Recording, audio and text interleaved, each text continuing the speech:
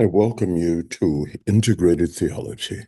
I am your host, Bishop Dr. Derek A. Reeves, and today we're going to do the first supplemental lecture to Lecture 9.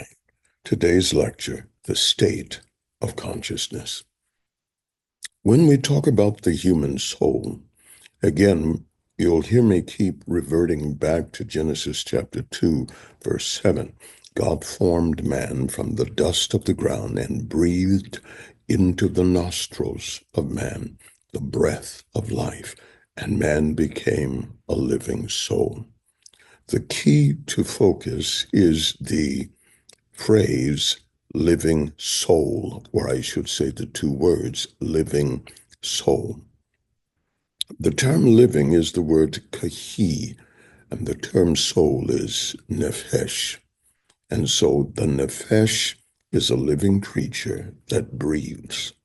But the flesh, or the nephesh, is also a living creature that was created within a form to gather information from the form or the five senses that are integrated into the body.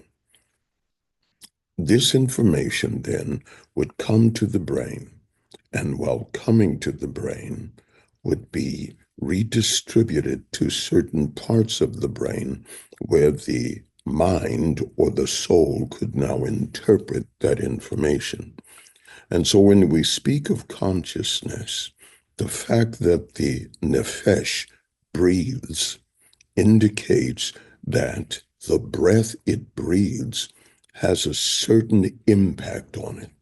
The effect of the breath or the spirit or the air then allows the soul to remain conscious. I call this echo breathing because the soul receives breath or life from the spirit.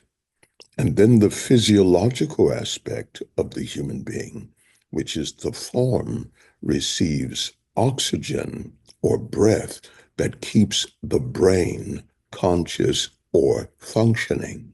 It is the oxygen that comes through the very blood flow that enables the oxygen to reinvigorate the cells or keep the cells invigorated. And so the blood that carries the oxygen keeps the brain functioning, and it allows the mind to remain conscious. Consciousness, then, is a state of awareness. Two types of consciousness, or two types of awareness. Consciousness says, I am alert and I see my surroundings.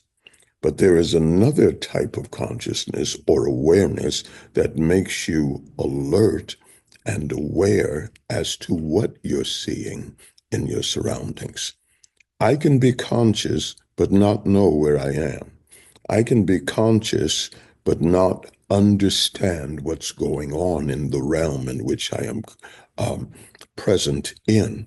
And so the state of consciousness is the state of perceiving, the state of knowing and being aware, first of all, of yourself, being aware of your thoughts, being aware of your form, which is incorporated with the self that is now integrated into the body, where the spirit or the breath is integrated within the soul. So consciousness then is a state of awareness. It is a state where the perception of the mind can still receive information from the sensory mechanisms of the body. When I am conscious, I am in connection with my five senses. I can still see, I can hear, I can smell, I can touch, and I can taste. When I am conscious spiritually, where the soul now is conscious of the spirit man, then I am aware of the spiritual movement and modality in which it is moving. So I am aware of the spiritual environment. I am aware of the spiritual census. I can detect what God is saying to me. I can detect when God is unleashing a distillation of energy or knowledge. I can detect when my spirit is in connection with God. And so the consciousness of mankind, the state of consciousness, is that it is dimensional. It can perceive the reality of the material world, but at the same time, it can perceive the reality of the spirit realm. And so my consciousness allows me to experience the natural and the supernatural. Consciousness allows me to function and be alert and be aware of the physical realm and of the spiritual realm. This is all the time we have. I thank you for joining me. I am your host, Bishop Dr. Derek A. Reeves, and this is Integrated Theology. Until next time, God bless and keep you. Don't forget to listen, like, share, and also be aware that Jesus is coming back. God bless you.